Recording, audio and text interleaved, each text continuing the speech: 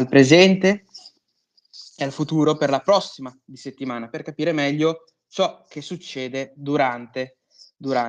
la presidenza del grandissimo grandissimo Donald Trump. Andiamo avanti con le notizie. Allora, avete visto sicuramente Donald Trump e il suo discorso al Congresso, dove ha parlato a entrambe le Camere, un Donald Trump che è sembrato veramente soddisfatto anche dell'inizio della sua amministrazione, un Donald Trump che ha parlato anche delle vicissitudini che hanno subito le varie agenzie federali che sono sotto la scure di Elon Musk, un Donald Trump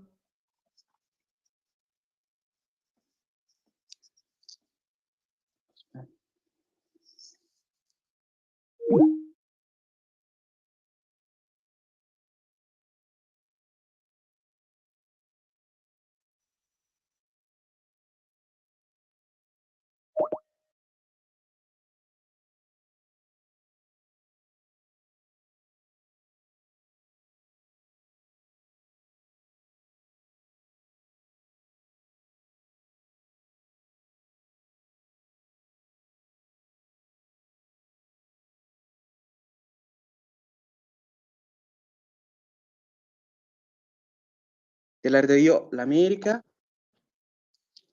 Questo è l'appuntamento settimanale dedicato assolutamente agli Stati Uniti, un appuntamento molto molto importante per capire il passato, il presente e il futuro per la prossima di settimana. Grazie ovviamente per l'attenzione. Andiamo con le notizie. Avete visto Donald Trump che ha parlato con tutti i rappresentanti dei congressi,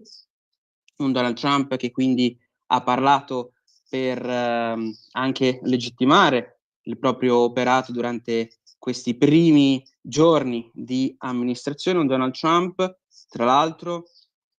che ha quindi parlato anche di importanti eventi contemporanei, come ad esempio la lotta fra le agenzie federali e il suo consulente, consulente miliardario Elon Musk. Elon Musk che con il suo reparto Doge ha cercato di mettere fine agli sprechi, calando una scure sempre più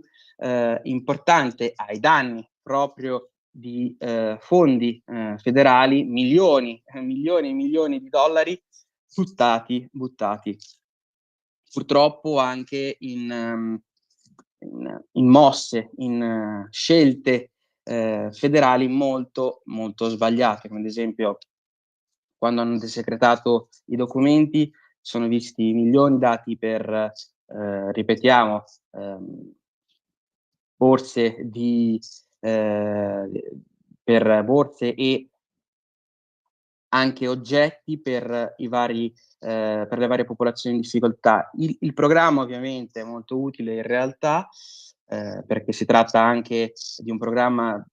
dedicato proprio alla lotta per l'AIDS, ad esempio, per la diffusione del virus dell'HIV, ma anche per lottare contro la fame, chiamiamolo così, del mondo. Il problema ovviamente è che in questo momento gli Stati Uniti sono in una forte difficoltà economica perché ovviamente si tratta di uno Stato che ha un debito enorme, tra l'altro con rischi di ogni anno di rimanere con il governo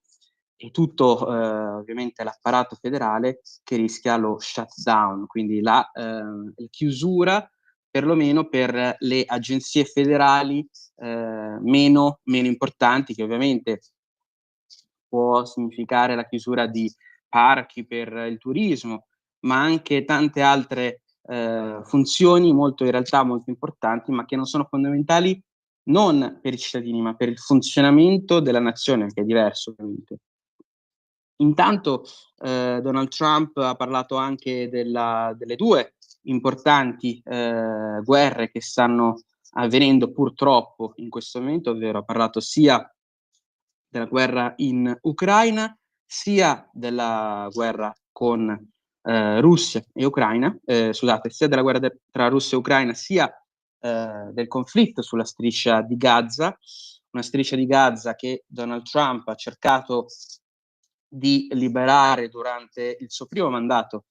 cercando di far emigrare i palestinesi in un'altra zona del Medio Oriente, non riuscendoci ovviamente anche perché poco appoggiato in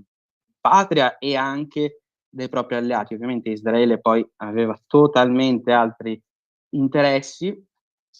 mentre in Russia e Ucraina Donald Trump ha parlato del fatto che in realtà adesso gli aiuti per quanto riguarda Starlink, per quanto riguarda l'intelligence, non sono, non sono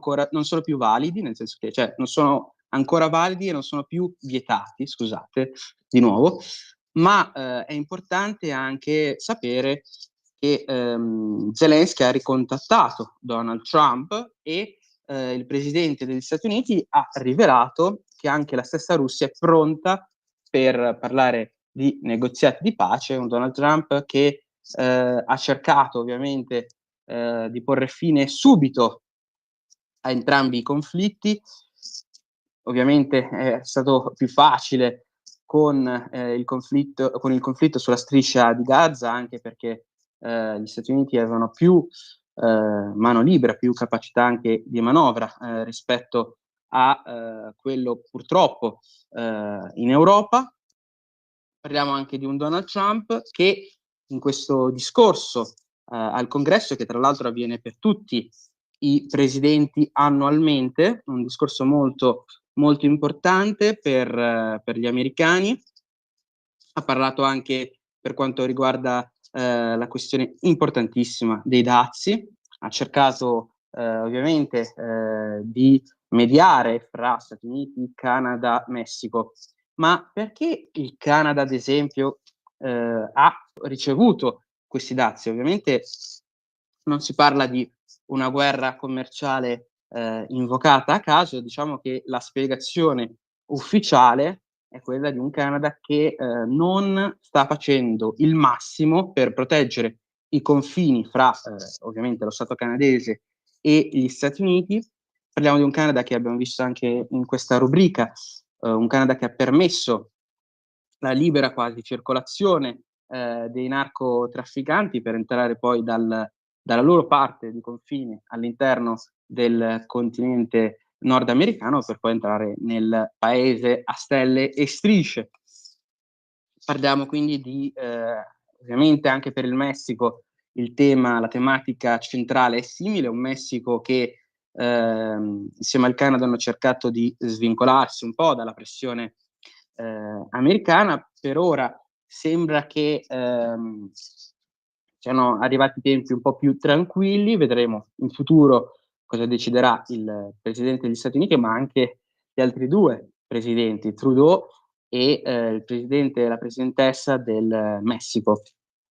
Parliamo tra l'altro di gli Stati Uniti che stanno avendo anche una stretta per quanto riguarda l'immigrazione, ma soprattutto per quanto riguarda le persone che sono considerate non adatte, diciamo, alla vita all'interno del paese americano. Perché? È successo che è stato deportato un protestante per quanto riguarda i conflitti proprio a Gaza, è stato allontanato dallo Stato americano proprio da parte del Dipartimento dedicato all'immigrazione, perché nonostante fosse studente della Columbia, è stato un ragazzo che purtroppo per lui ha protestato in maniera troppo veemente ed è sfociato in antisemitismo, ma da come viene riportato nei vari giornali sia americani che non, sembra che questa stretta sulle proteste Israele-Gaza siano nate solo con Trump e che la legge sia nata grazie all'esecutivo di Donald Trump. In realtà io stesso ho avuto queste questo tipo di modalità proprio non ovviamente per fortuna personalmente, ma che ho visto anche all'interno del mio soggiorno negli Stati Uniti. Ovviamente ti avvisano nel caso tu voglia partecipare a un dibattito pubblico del fatto che tu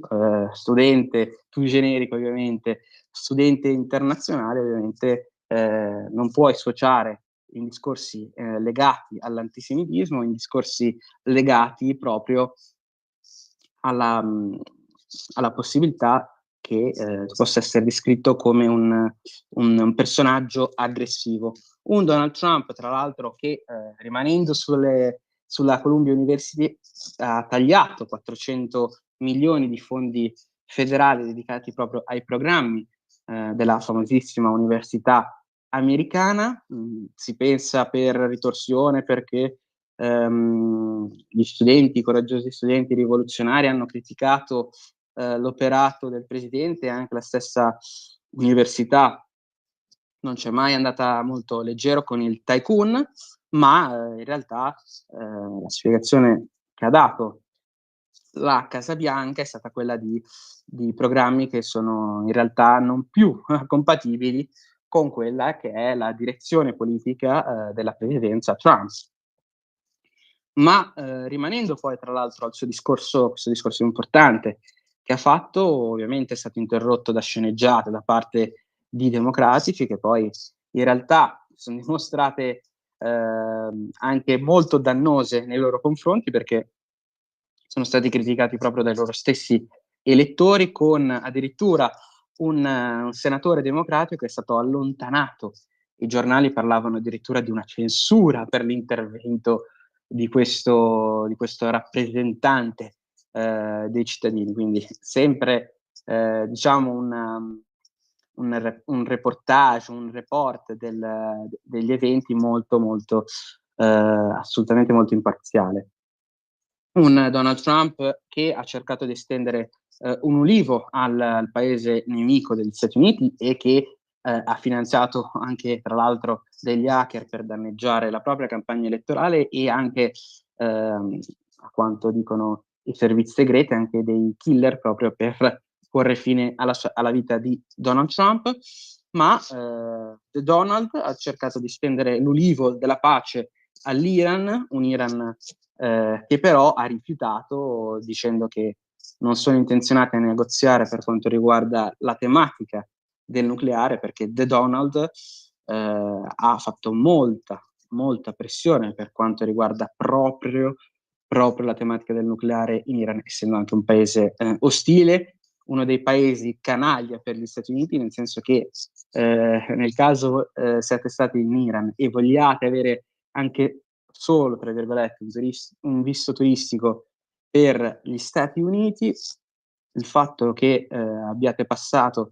del tempo in Iran potrebbe essere un indice, potrebbe essere una possibilità negativa proprio per la vostra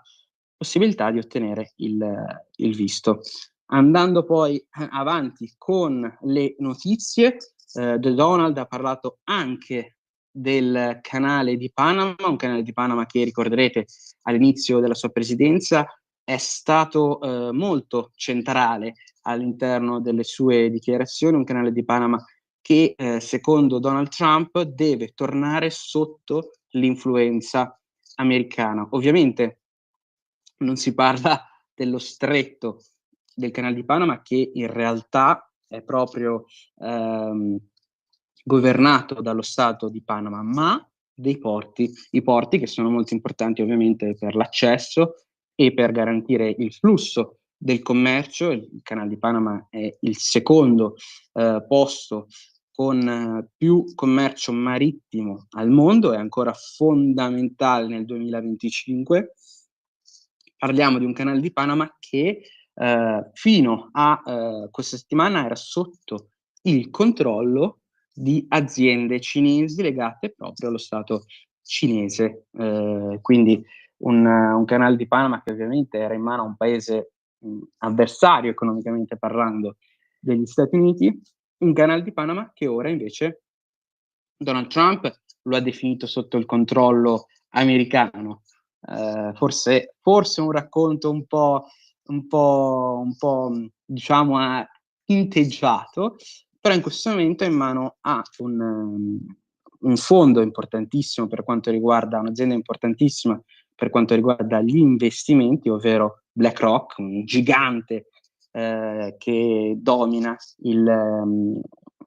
mercato immobiliare negli Stati Uniti e non solo, e ha anche, questo è importante, perché questo anche, secondo me, ha avuto purtroppo poca risonanza anche qui in Italia, è in mano anche a un italiano, a un armatore miliardario italiano, Gianluigi Aponte. Quindi sia BlackRock sia l'armatore italiano miliardario Gianluigi Aponte hanno deciso insieme di poter comprare la maggioranza dei porti su entrambe le due sponde del canale di Panama, un'operazione che è arrivata a costare 22,8 miliardi di dollari. Parliamo quindi di un'operazione che ha messo sotto il luogo americano, diciamo, il canale di Panama. Si spera per gli Stati Uniti, ovviamente, e non solo. Uno Stato cinese che ha replicato dicendo che Panama